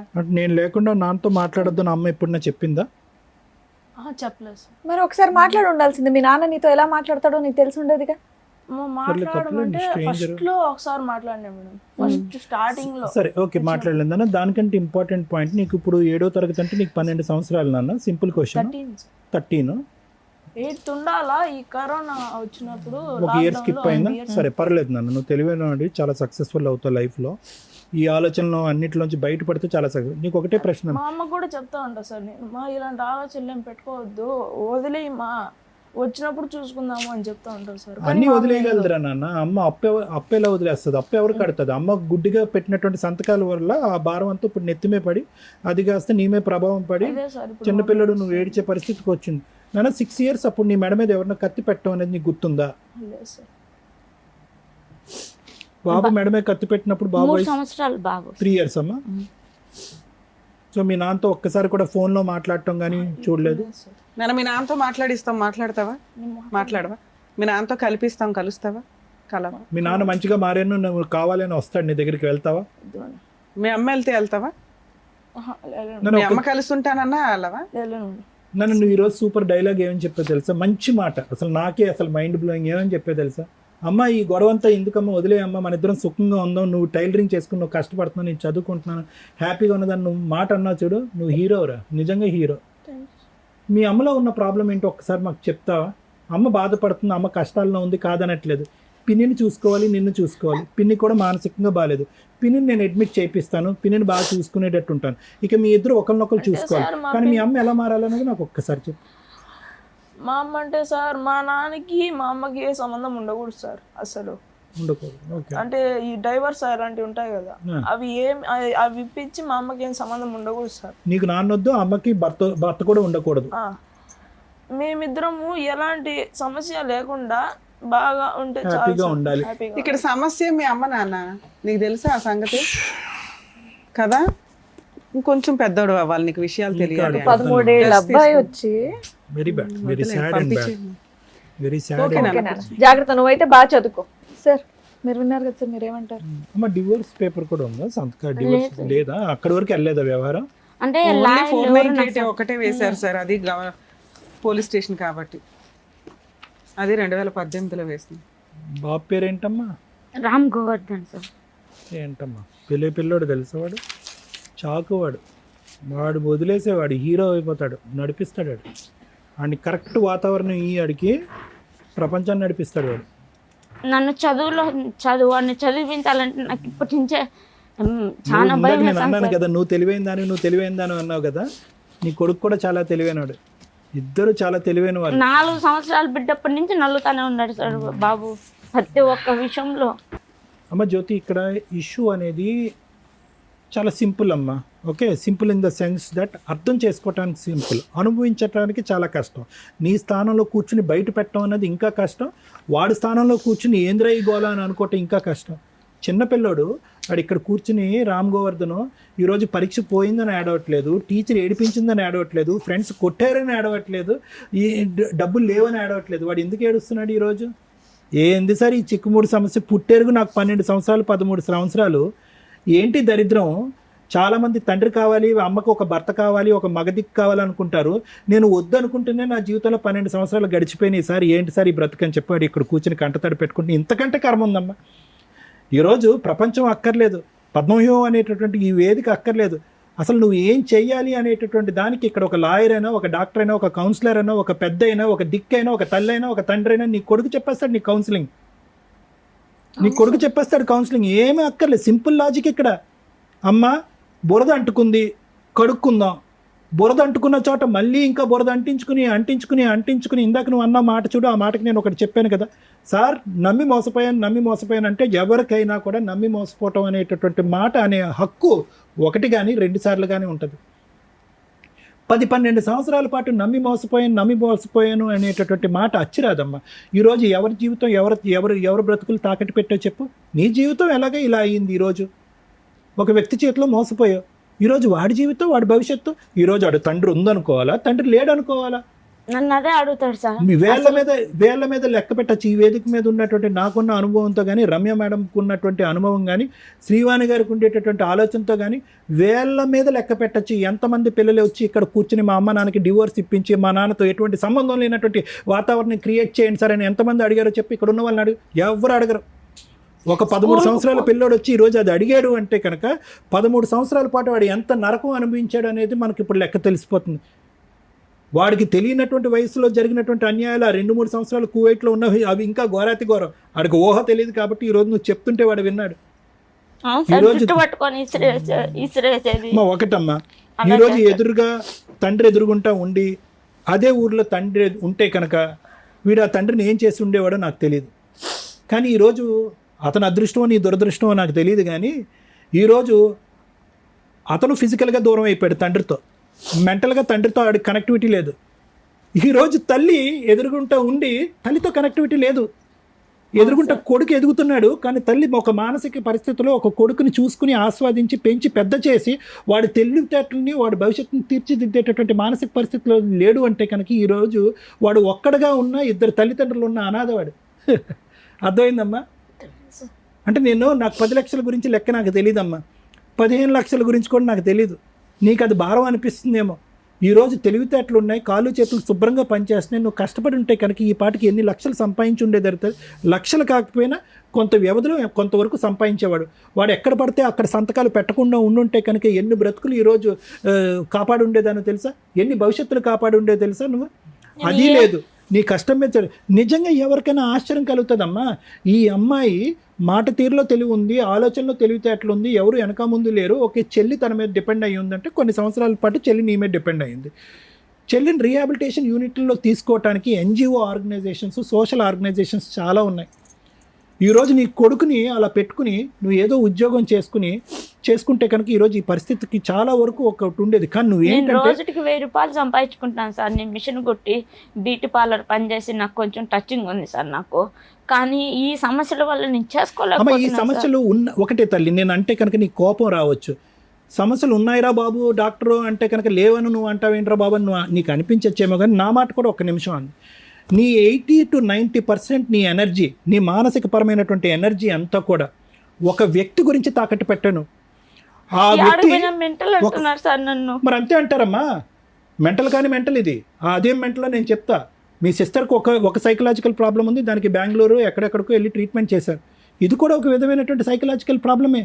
ఎటువంటి సైకలాజికల్ ప్రాబ్లం అంటే ఊరు వాడ జనము కొడుకు అందరూ కూడా మొత్తుకుని ఈ దరిద్రాన్ని ఇక్కడితో వదిలేసేయమ్మా, నీ కాయ కష్టం చేసి నువ్వు బతుకు, రూపాయి అప్పు తీర్చుకో, ఆ దరిద్రుని అలా వదిలేసేయి. వాడు ఎక్కడో కువైట్లో ఉన్నాడు, ఇక్కడున్న వాడినే ఉద్ధరించలేకపోతున్నారు, ఎక్కడో కువైట్లో ఉన్న వాళ్ళని నువ్వెలా ఉద్ధరిస్తావు? నీ వయసు హరించిపోతుంది, నీ ఆలోచన హరించిపోతుంది, కొడుకు భవిష్యత్తు హరించిపోతుంది అనేటటువంటి ఆలోచన 10 మంది చెప్పిన రానటువంటి ఒక వ్యక్తిని నలుగురు ఏమంటారమ్మా? మెంటల్ అనరా? ఇక్కడ నేను చెప్పేది ఒకటి సింపుల్ లాజిక్ అమ్మా. ఆడు ఎదిగిపోతున్నాడు, వాడికి 13, తర్వాత 15, తర్వాత 17, 18, తర్వాత వాడు అంటాడు, అరే నీకు ఎవరెవరు ఉన్నారా అంటే కనుక మా నాన్న కళ్ళెదురుగుంటా లేడు సార్, మా అమ్మ కళ్ళెదురుగుంటా ఉన్నా లేదు సార్ అంటాడు. చాలా మందికి మీ నాన్న ఆడున్నాడు అంటే మా నాన్న లేడు చనిపోయినాడు అంటారు. చనిపోతాడు. నన్ను చూసి ఎందుకు మీ కొడుకు అలా చెప్తున్నాడంటే వాడు అలా చెప్తున్నాడు ఎందుకంటే మా భర్త అలా ప్రాబ్లం. అమ్మా నాన్న లేడు అనేది మా అమ్మ మా నాన్న యొక్క ఉచ్చులో పడి మా నాన్నే కావాలి అనే ఆలోచనతో, లేదంటే మా నాన్న వచ్చి అప్పు తీర్చాలనేటటువంటి ఆలోచనతో ఒక పిచ్చితనంతో ఎక్కడ పడితే అక్కడ సంతకం పెట్టి మా నాన్న దూరంగా ఉండి చచ్చిపోయాడు, మా అమ్మ కళ్ళెదురుగుంటా ఉండి కూడా నాకు ఉన్నట్టు అనిపించలేదు అనే మాట కూడా అంటాడు. చూడండి వాడు పెద్దయ్యాక మా అమ్మ ఎప్పుడూ ఒక లోకంలో ఉండేదండి, ఒక పరజ్ఞానంలో ఉండేదండి అనేటటువంటి మాట వాడి దగ్గర నుంచి వస్తుంది. ఈరోజు నన్ను ఇంకో గంట మాట్లాడమన్నా నేను నీ గురించి మాట్లాడినమ్మా, నేను గోవర్ధన్ గురించే మాట్లాడతా. ఇంకో గంట సేపు మాట్లాడమన్నా ఎందుకంటే నీ భవిష్యత్తుని నువ్వు ఇలా అగ్గిపుల్ల గీసుకుని నువ్వు అంటించుకున్నావు. వాడి భవిష్యత్తు ఎవరు అగ్గిపుల్ల గీశారు ఇక్కడ? ఒక చిన్న పిల్లోడు ఇక్కడ కూర్చుని 13 సంవత్సరాల పిల్లోడు ఈరోజు కూర్చుని ఎవరో చనిపోయినట్టునో, ఒక గొప్ప ఎగ్జామ్లో ఫెయిల్ అయిపోయినట్టునో, భవిష్యత్తు అంతా సర్వనాశనం అయిపోయినట్టునో, లేదంటే సునామీ వచ్చినట్టుగానో వాడు ఏడుస్తున్నాడు ఈరోజు. ఏం కర్మ వాడికి? వెళ్ళిపోదాం పామ్మ, మనం ఎక్కడికన్నా ఉంటారు సార్. నన్ను ఎక్కడికి వెళ్ళిపోతారమ్మా? అంటే రాజంపేట వదిలిపెట్టేసి ఎక్కడికన్నా దూరంగా సరే వెళ్ళి వినమ్మా, బతుకున్నాం జ్యోతి వినమ్మా, బాగున్నాడు. ఒకటే పాయింట్ అమ్మా, నేను ఒకే పాయింట్ చెప్తాను, నేను క్లోజ్ చేస్తాను. ఇప్పటికైనా ఈ వేదిక ద్వారా నీకు కొద్దిగా జ్ఞానం బుద్ధి వస్తే కనుక ఏడవకు. ఏడవలసినటువంటి అవసరం లేదు. బంగారమైనటువంటి కొడుకున్నాడు, బంగారమైనటువంటి భవిష్యత్తు ఉన్నాడు. వాడు 100 మంది మగాళ్ళతో సమానం. నిన్ను నెత్తి మీద పెట్టుకుని పూజిస్తాడు. వాడికి కావలసినటువంటి ఆరోగ్యాన్ని వాడికి ఇవ్వటానికి, ప్రసాదించడానికి నువ్వు డిసైడ్ అవ్వు. వాడు ఎవరినైతే వదిలేసి, ఏ ఆలోచన అయితే వదిలేయమంటున్నాడో ఆ ఆలోచన వదిలేసి ముందుకు రా. మేము హెల్ప్ చేయడానికి రెడీగా ఉన్నాం. నేను మా చెల్లెల విషయంలో నన్ను సేవ్ చేయండి సార్, నాకు అదే పెద్ద అమ్మ, మీ చెల్లెల్ని లోకల్గా ఉండేటటువంటి అథారిటీస్తో కానీ, లేదంటే అక్కడ కడప జిల్లాలో కానీ, లేదంటే వేరే చోట కానీ నేను ఎన్జిఓ ఆర్గనైజేషన్స్తో మాట్లాడి ఆ అమ్మాయిని ఎవరైనా టేక్ ఓవర్ చేసుకుంటారేమో అని చెప్పి నేను అడుగుతా. కానీ ఫస్ట్ ఆఫ్ ఆల్ ఏంటంటే మెంటల్ రిటార్డేషన్ వేరు, మెంటల్ ఇల్నెస్ వేరు అమ్మ. అంటే వినండి ఒక్క నిమిషం అమ్మ. పుట్టుకతో వచ్చేటటువంటి మానసిక వికలాంగత్వం ఒకటైతే కనుక మధ్యలో వచ్చేటటువంటి మెంటల్ ప్రాబ్లం అనేది రెండోది. ఓకే, ఇది ఏది అనేది ఫస్ట్ మనం తెలుసుకోవాలి. ఆ అమ్మాయికి సంబంధించినటువంటి కాగితాలు కానీ, ఆ అమ్మాయి వాడేటటువంటి మందులు కానీ. ఎందుకంటే కనుక విపరీతంగా మానసిక పరిస్థితి బాగాలేకపోతే కనుక హాస్పిటల్కి పంపిస్తారు, రీహాబిలిటేషన్ యూనిట్కి పంపించరు. ఎందుకంటే రీహాబిలిటేషన్ యూనిట్లో అందరూ కూడా రికవర్ అయినటువంటి వాళ్ళు, ఎటు పోలేనటువంటి వాళ్ళు రీహాబిలిటేషన్ యూనిట్లో ఉంటారు. ఈ అమ్మాయి వెళ్ళి అక్కడ ఇంకో విధంగా ప్రవర్తిస్తే కనుక వాళ్ళందరూ డిస్టర్బ్ అవుతారు. కాబట్టి ఫస్ట్ ఈ అమ్మాయి యొక్క పరిస్థితి ఏంటి అన్నది మనం తెలుసుకోవాలి. అప్పుడు దాన్ని బట్టి ఎలిజిబిలిటీ ఉండాలి. ఎలిజిబిలిటీ ఉంటే కనుక ఖచ్చితంగా మనం అక్కడ పెట్టి ఆ అమ్మాయికి అయితే, ఆ అమ్మాయి భారం అయితే నేను ఎత్తుమే లేకుండా అయితే కనుక చేయగలం అమ్మ. ఇది నెంబర్ 1. అదే సార్ నాకు నెంబర్ 1. నెంబర్ 2 ఏంటంటే నాకేమనిపిస్తుంది అంటే జ్యోతి, ఇప్పుడు వరకు నువ్వు చేసినటువంటిది ఒక చీకటి పోరాటం. ఆ పోరాటం కాదంటలే, నీ కన్నీళ్ళని చూస్తుంటే మా అందరికీ బాధగా ఉంది. అరే, ఒక ఆడపిల్లకి ఇంత కష్టమా నా అనేటటువంటి వాళ్ళు లేరా, ఎవరు సపోర్ట్ లేరా, ఈ అమ్మాయి ఒక పెద్ద దిక్కుగా ఒక అమ్మాయిని చూసుకుంటుందా అనేటటువంటి బాధతో మా కడుపు తరుక్కుపోతున్నా కూడా ఈరోజు దిశ లేనటువంటి పోరాటంగా బాధేస్తుందమ్మా. ఎందుకు పోరాడుతున్నావో కూడా అర్థం కావట్లేదు. ఒక 2 బ్యాగులు కాగితాలు తీసుకుని వచ్చాయి, ఈరోజు దిశ లేదు. ఎటుపోతున్నావు? ఈ పోరాటంలో నువ్వు గెలిచేది ఏమి ఉండదు, ఓడిపోయేది మాత్రం చాలా ఉంటుంది. 10 లక్షలు కాదు, 1 కోటి రూపాయలు ఓడిపోయేది ఉంటుంది ఇక్కడ, పోగొట్టుకునేది. అదే ఇందాక గోవర్ధన్ భవిష్యత్తు గురించి నేను చెప్పాను. ఇది ఎప్పుడు, ఈ తెలివితేటలో ఆలోచన ఎప్పుడైతే ఉండాలి? 2 ఇయర్స్ పాటు దేశం కాని దేశంలో ఒక దుర్మార్గుడు, ఎవరు, మీ బావ, వాడు నీతో ఒక చెడుగా ప్రవర్తించి ఈ చేయకూడనటువంటి పనులన్నీ నీతో చేసినప్పుడు, నీ భర్త ఏమొచ్చి క్రికెట్ మ్యాచ్ ఆడుకోవడానికి వెళ్ళిపోయినప్పుడు, మళ్ళీ పుత్తూరులో ఇల్లు కొన్న 2 అన్నదమ్ముడు కొని అది నన్ను అక్కడ పెట్టాలని వినండి దానివల్ల వినండి మేడం, వినండి. వాళ్ళిద్దరూ దొందే. వీడికి తెలియంది వాడికి ఏం తెలియదు, వాడికి తెలియంది వీడికి అంతా తెలుసు. వాడు క్రికెట్ మ్యాచ్కి వెళ్ళినప్పుడు ఈడు నీ పక్కలో ఉన్నాడు అనేటటువంటి అంశం కూడా తెలుసు. సారీ, తప్పుగా అనుకోకండి. ఇవన్నీ కూడా అన్నీ తెలిసే.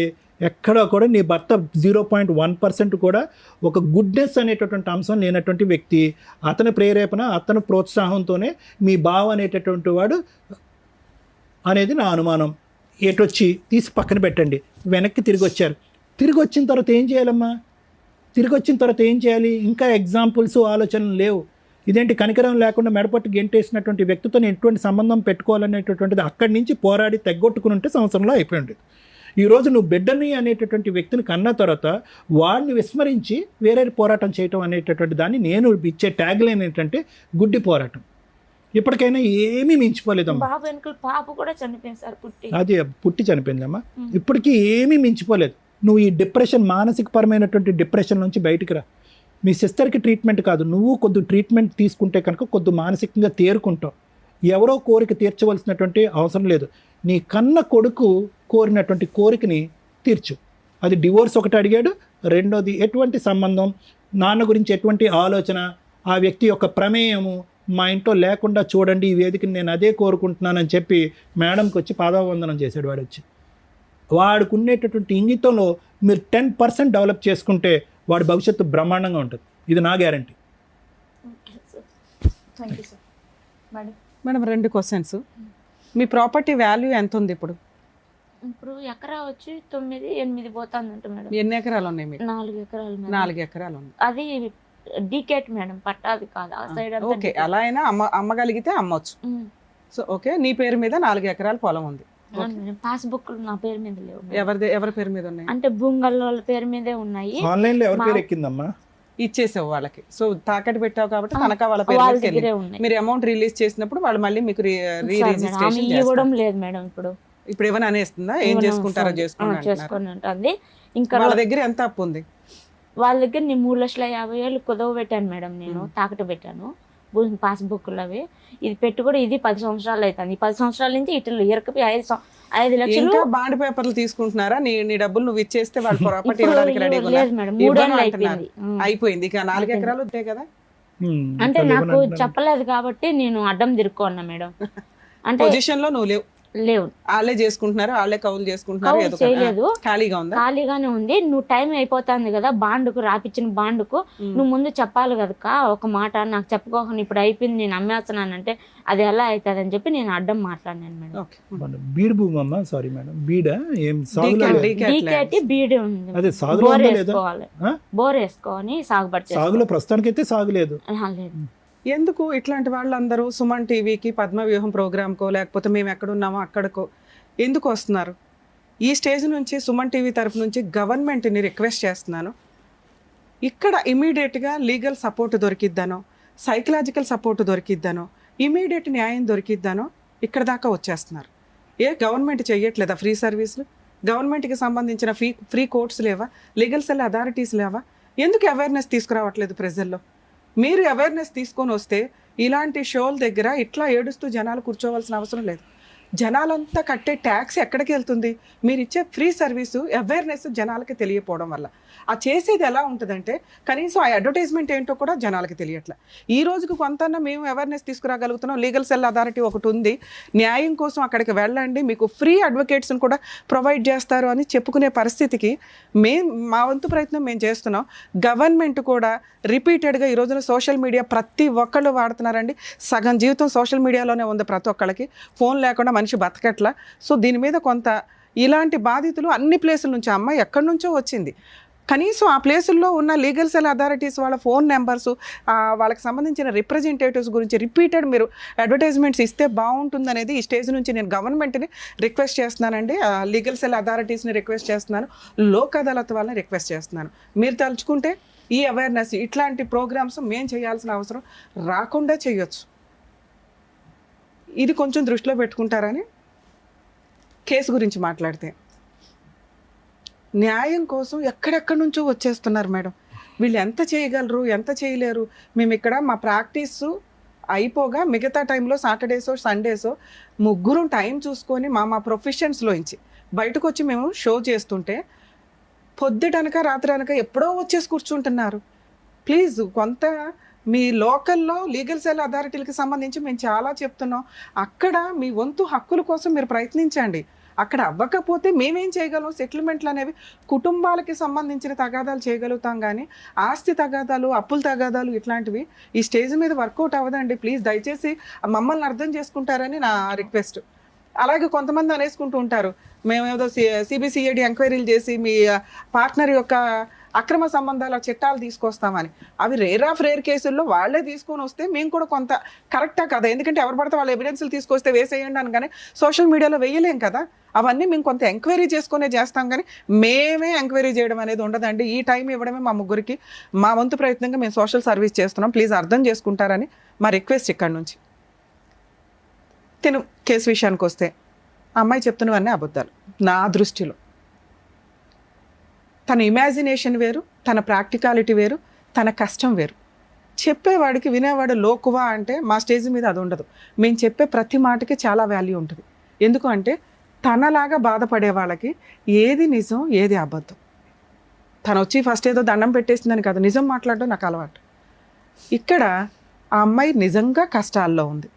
ఆ కష్టాలు మిక్సింగ్. తను చెప్తున్న క్రూయాలిటీ చాలా సివియర్ ఉంది, అది నమ్మశక్యంగా లేదు. అంత క్రూయాలిటీ ఉన్న అమ్మాయి ఆయన్ని వదిలించుకోవడానికి పారిపోయి ఇండియా వచ్చాను, అబద్ధం. ఎందుకంటే ఇండియా వచ్చిన తర్వాత అత్తగారి ఇంట్లోనే ఉంది.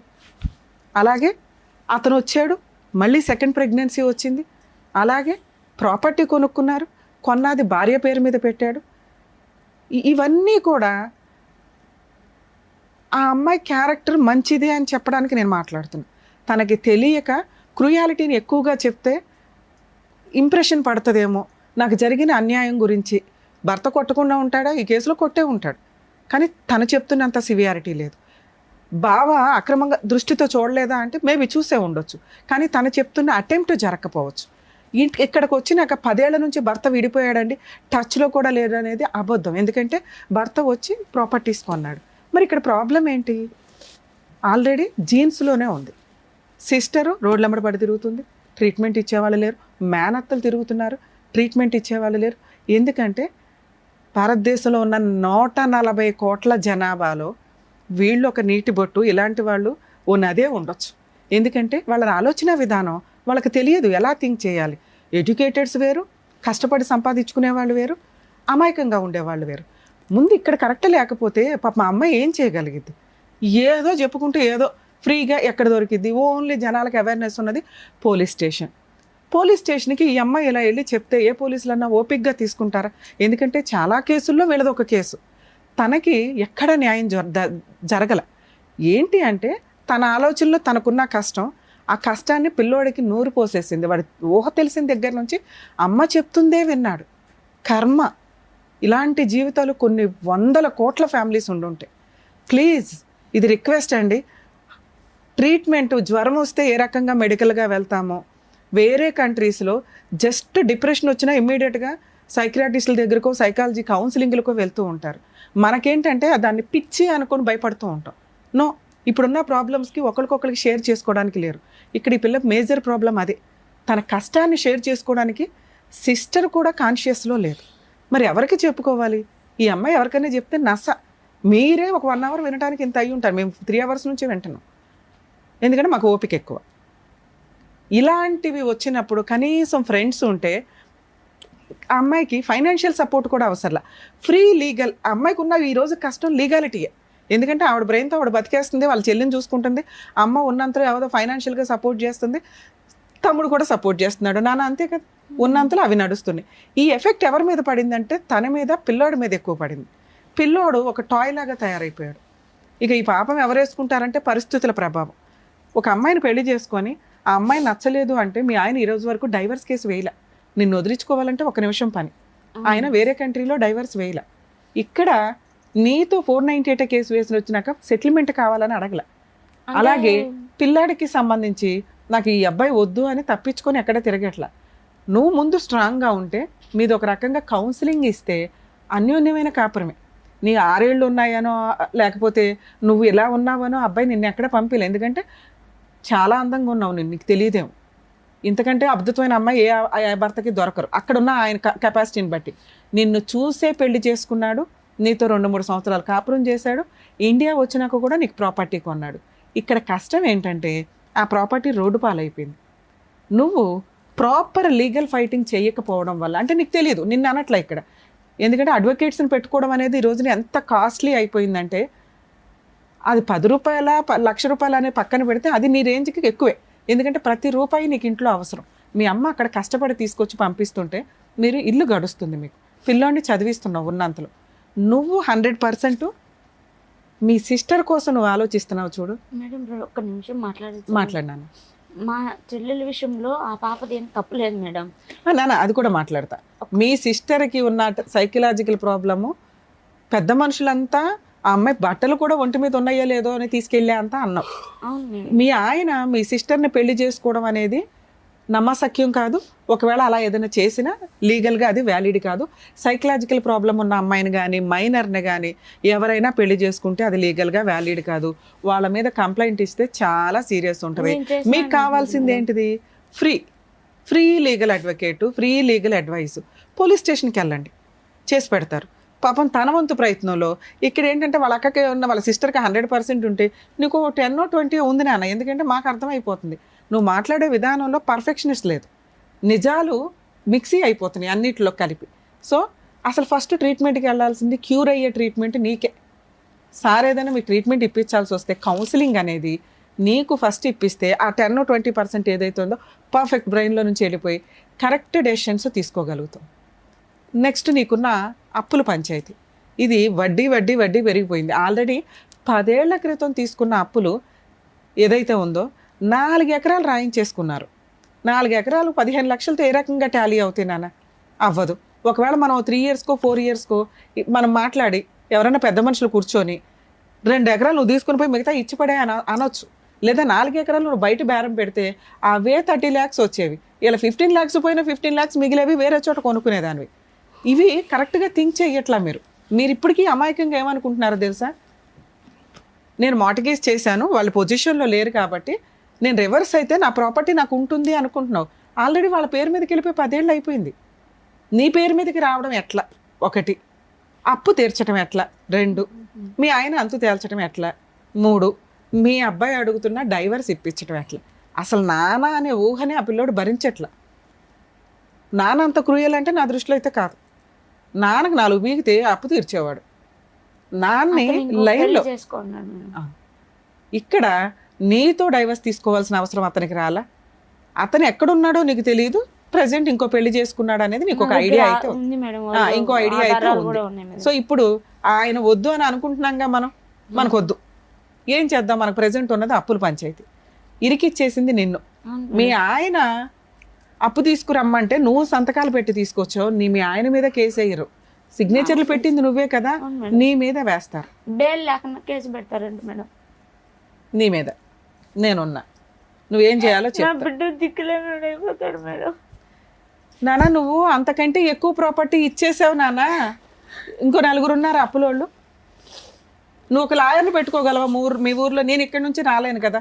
నువ్వు ఇక్కడ నన్ను వచ్చి అడిగింది ఏంటి? నా అప్పులు తీర్చండి అన్న. సమస్యలు ఉన్నాయి మేడం, 2 మీ వల్ల తీర్తాయి. చెప్పు నాన్న. 1, మా అత్త వాళ్ళ ఊళ్ళో పెద్ద మనుషులు, లాయర్లు వీళ్ళందరూ ఒక మాట మీద అందరినీ డబ్బులతో కొనేసినారు మేడం. ఎవరు డబ్బులతో కొనలా. ఎందుకంటే నీ అమాయకత్వం, నువ్వు మాట్లాడే విధానం నీకు ఎవరు సపోర్ట్ చేయరు. నేనే చేశాను మా చెల్లెల నుంచి పెళ్లి అని చెప్పి నన్ను చాలా మెంటల్ గా కుంగదీసేస్తున్నారు మేడం. ఓకే, అది వదిలేసేనా? రెండోది వచ్చేసి, నువ్వు మా మీద కేసు పెట్టినా మాకు భయసనంగా ఉండదు, నువ్వు ఏడన్నా చచ్చిపో, నాకు బిడ్డని ఇచ్చేసి అని మాట్లాడుతున్నారు మేడం. నేను అందుకే ఫస్ట్ నిన్ను రిక్వెస్ట్ చేసింది, నువ్వు ఫస్ట్ ట్రీట్మెంట్కి వెళ్ళు అని. నువ్వు చెప్తున్న ఈ 2 నిజాలు కాదు. ఎందుకు అంటే నువ్వు మాట్లాడితే జనాలు అలాగే ఉంటారు. మా అంత ఓపిక అందరికీ ఉండదు కదా నాన్న. నిన్ను నీ బ్రెయిన్లో నుంచి అవతలకు వెళ్ళి అండర్స్టాండ్ చేసుకునేంత ఓపిక అందరికీ, అంత తెలివితేటలు ఉండవు. అందరూ నార్మల్ పర్సన్గానే ఉంటాంగా. ఎవరైనా హెల్ప్ చేయడానికి అంతంత మాత్రం ఈ రోజుల్లో. అర్థమవుతుందా? ఇప్పుడు నీకున్నవి 2 ఆప్షన్స్. 1, నీ అప్పులు తీర్చాలి, నీ మీద ఎవరో కేసు లేకూడదు, అంతేనా? నువ్వు ఒక్క లాయర్ని ఎవరినైనా పెట్టుకోగలవా? నేను ఫోన్లో మాట్లాడతాను. మీరే మాట్లాడండి మేడం, నాకు ఎవరు పలకడం. మీ ఊర్లో నాకు తెలియదు కదా నాన్న. మా ఊర్లో ఉన్నారు కానీ నెమ్మళ్ళు అన్ని ఉన్నాయి కానీ వాళ్ళు. అమ్మా మీరు మీ ఊర్లో ఒక చిన్న అడ్వకేట్ని ఎవరినైనా పెట్టుకోగలరా? నేను ఫోన్లో మాట్లాడతాను వాళ్ళతో, ఏం కేసులు వేయాలి ఏంటి అని. ఈ ఎపిసోడ్ ఈ అమ్మాయికి మాత్రమే సంబంధించండి. మేము ఇప్పుడు నేను చెప్పే కేసులు నేను ఎవరికి ఎంటర్టైన్ చేయట్లేదు, ఎవరికి చెప్పట్లా. ఎందుకంటే ఆ అమ్మాయి సైకలాజికల్గా కొంత ప్రాబ్లంలో ఉంది. తనకు జరిగిన అన్యాయం భర్త అడ్డంగా వాడుకున్నాడు. 2, అబ్బాయి లైఫ్ ఆ అబ్బాయి చూసుకున్నాడు. కేసులు వేయటానికి తనకి తెలియట్లేదు, ఏ కేసులు వేసుకుంటే ఎలా అని. ఆ అమ్మాయికి ఉన్న అప్పులకి ప్రాపర్టీ ఆల్రెడీ కొట్టేశారు. ఎవరైతే ఉన్నారో అప్పులు ఇచ్చిన వాళ్ళు, అదే నాకు తెలిసి 1-2 తీసుకొని ఉంటారు. మిగతా వాళ్ళు అప్పులోళ్ళు ఇంకా ఉన్నారు. తీసుకోవాలి మేడం, పూర్తి ఆయకం పెట్టిన వాళ్ళ దగ్గర అట్లే ఉంది. అట్లా ఉంది నాన్న, కానీ ఆ ప్రాపర్టీ నీకు వెనక్కి రాదు. ఓకే, దాన్ని అలా ఉంచండి. ఒక అడ్వకేట్ నువ్వు పెట్టుకుంటే మీరు చేయొచ్చు. అంటే నీ పేరు మీద ప్రాపర్టీ లేదు కాబట్టి, పాస్బుక్లు లేవు కాబట్టి, నువ్వు ఇన్సాల్వెన్సీ పిటిషన్ అంటే ఐపీ పిటిషన్ వేసుకోవచ్చు. ఒక 5 దగ్గర నువ్వు అప్పులు తీసుకున్నారు కదా, 4 దగ్గర 5 దగ్గర 10 మంది దగ్గర, ఈ 10 మంది పేర్లు చెప్పి ఐపీ పిటిషన్ ఫైల్ చేస్తే, ఇందాక వాళ్ళు నిన్ను బెదిరించారు కదా, అరెస్ట్ వారెంట్ బెయిల్ రాకుండా నేను లోపలేస్తాము అని, అలాంటి కేసు నీ మీద వేసి టచ్ చేసే రైట్స్ కూడా వాళ్ళకు ఉండవు. నువ్వు ఒక లాయర్ని పెట్టుకుంటే నేను వాళ్ళకి ఎక్స్ప్లెయిన్ చేస్తాను ఎలా వెయ్యాలి అని. ఓకే, ఫీజులు కూడా చాలా నామినల్గా ఉండేలాగానే మాట్లాడుకో.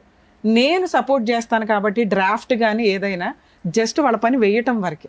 నువ్వు నన్ను నమ్ముకొని ఇక్కడ దాకా వచ్చావుగా. అప్పు ఎక్కొట్టడం ఎట్లా? ఇక్కడ అప్పు ఎక్కొట్టడం కాదండి, తనని తాను రక్షించుకోవడం కోసం గవర్నమెంట్ లా అండ్ ఆర్డర్ ఇచ్చిన ఒక చట్టం అది. అందరూ ఎవరు పడితే వాళ్ళు ఐపీలు వేసి కొట్టేసి డబ్బులు జనాలను ముంచుదాం అనుకుంటే కోర్టు మూడో కన్నుతో చూస్తుంది, వాళ్ళకి ఎవరికి ఐపీ ఆర్డర్స్ రావు. ఈ అమ్మాయి కేసు సపరేట్, ఎందుకంటే ఆల్రెడీ ఉన్న ఆస్తి మొత్తం పోయింది, భర్త మోసం చేసి ప్రతి చోట అప్పులకి సంతకాలు పెట్టించారు. ఇలా ఈ అమ్మాయి పేరు మీద ఏ ప్రాపర్టీలు లేవు, చిల్లికి గవ్వ లేదు. కాబట్టి ఇటువంటి అమ్మాయి ఐపీ వేసుకోవచ్చు. నిజంగా అప్పులు ఇచ్చిన వాళ్ళు ఎవరో కొంచెం మానవత్వంతో ఆలోచించుకొని వాళ్ళ హస్బెండ్ని పట్టుకోవడానికి చూడండి, అత్త మామ దొరుకుతారు కూడా. ఎందుకంటే ఈ అమ్మాయి అప్పు తీసుకొని ఏం చేసిందో మీ అందరికీ తెలుసు. మీ హస్బెండ్ వల్లే కదా, ఆయనకి పంపించిన వేషాలే కదా ఇవన్నీ. సో ఐపీ కేసు ఫైల్ చేస్తే అప్పులోళ్ళ నుంచి క్లియర్. ఇప్పుడు బుద్ధి చెప్పాల్సింది ఎవరికి? మీ ఆయన మంచోడో చెడ్డోడో నాకు అనవసరం, కానీ మీ పిల్లోడిని పోషించాల్సిన బాధ్యత మీ ఆయనకు ఉంది. ఓకే, పిల్లవాడి కోసం మెయింటెనెన్స్ కేసు నువ్వు విడిగా వేయకుండా డొమెస్టిక్ వైలెన్స్ కేసు అని ఒకటి వే. దాంట్లో నువ్వు మెయింటెనెన్స్ అడగొచ్చు, ఈ అప్పులు పంచాయితీ ఆయన తీర్చమని అడగొచ్చు. ఒకవేళ ఇవి వస్తే నువ్వు నిజాయితీగా అవతలకి డబ్బులు ఇద్దు కానీ. అలాగే నీ పొలానికి సంబంధించి రిటర్న్ ఇమ్మని అడగొచ్చు, నష్టపరిహారం అడగొచ్చు, 10 లక్షలు 20 లక్షలు, 12 తులాలు బంగారు నాది. నీ గోల్డ్ కూడా వెనక్కి అడగొచ్చు. నేను నిన్ను ఈ స్టేజ్ మీద రిక్వెస్ట్ చేసేది ఏంటంటే, నేను నీకు ఫ్రీగా డ్రాఫ్ట్ ఇస్తాను, నేను ఇక్కడ నుంచి రెడీ చేసి నీకు కేసులు ఇవ్వగలను, కానీ అక్కడ నువ్వు ఉండి వేయించుకోవాలి అంటే అక్కడ ఒక లాయర్ని కలు. ఐపీ కేసు డొమెస్టిక్ వైలెన్స్లో పిల్లాడికి మెయింటెనెన్స్. మరి మా ఆయన ఇక్కడ లేడు కదా మేడం, ఎట్లాగా? నీ దగ్గర ఉన్న అడ్రస్ తోటే వాట్సప్ ఈమెయిల్ కూడా లీగల్గా సమన్స్ సర్వ్ అవుతున్నట్లే లెక్క. అవి సర్వ్ అయితే మీ ఆయన మీద అరెస్ట్ వారెంట్ వస్తుంది, ఇమిగ్రేషన్లో మీ ఆయన్ని పట్టుకుంటారు. ఓకే, నువ్వు ఏది ఫస్ట్ ఏది అడిగావు? నాకు అప్పులు క్లియర్ 100% జరిగింది. మీ ఆయన మీద వేసే కేసు మీ అత్త వాళ్ళ సెటిల్మెంట్కి వచ్చేలాగా చేయగలుగుతాం. అతని మీద అరెస్ట్ వారెంట్ ఉంటే ఖచ్చితంగా అతను సెటిల్మెంట్కి వస్తాడు. వచ్చింది ఏదో ఫుల్ అండ్ ఫైనల్, కానీ పోరాటం అమ్మ. ప్రాబ్లం ఏంటంటే లీగాలిటీలో ఓపిక అవసరం. ఇక్కడ మీ ఆయన అందుబాటులో లేడు. ఈ కేసు 2 నుంచి 3 సంవత్సరాల పైనే పడుతుంది. దీనికి నువ్వు ఓకే అంటే నేను చేయగలిగినంత హెల్ప్ చేస్తాను. 10 సంవత్సరాల నుంచి అసలు ఏం వేయలేదురా బాబు, ఈ కేసు 2018లో వేసావు. ఇది 100% పర్ఫెక్ట్ గానే చేశారు పోలీసులు నీకు. ఈ కేసు కూడా టైం పడుతుంది. కాకపోతే ఛార్జ్ షీట్, ఒక నిమిషం నాన్న, ఛార్జ్ షీట్ ఫైల్ అయ్యింది.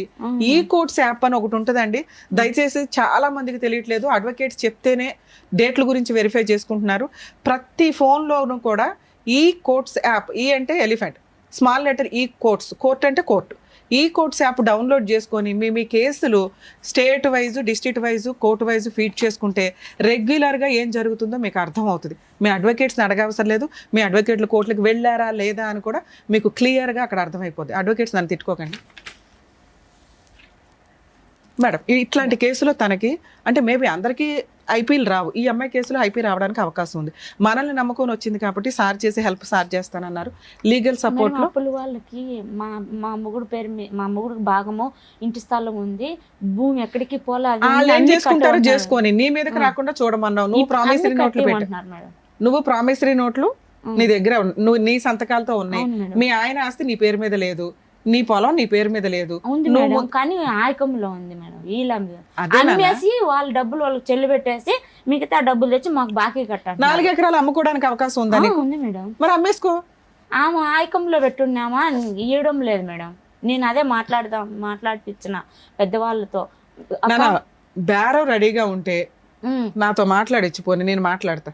నిజంగా బేరం ఉంటే అప్పు వాడు, ఇప్పుడు బ్యాంకులో అందరికీ అప్పులు ఉంటాయి నాన్న. బ్యాంకులో ఉన్నప్పుడు అప్పు ఎవరైతే ఉంటుందో బ్యాంక్ వాళ్ళు చూసుకొని ఇట్లా ఇచ్చేస్తారు.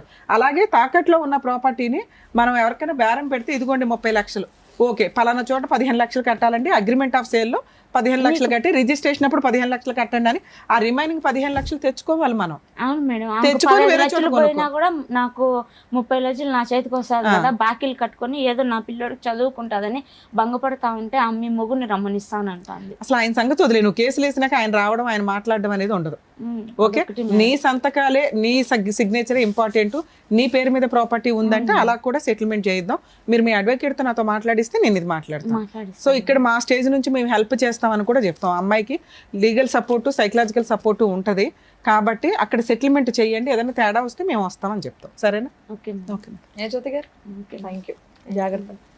జ్యోతి గారు ఏడుస్తూ ఈ వేదిక మీద అడుగు పెట్టారు. సో చిరునవ్వుతో మీరు ఆవిడని పంపించారు. ఆవిడకి ఏం ప్రాబ్లం ఉన్నా సరే మేము సాల్వ్ చేస్తామని పెద్ద దిక్కుల్లాగా మీరు అన్నందుకు thank you so much doctor గారు. Thank you so much advocate madam.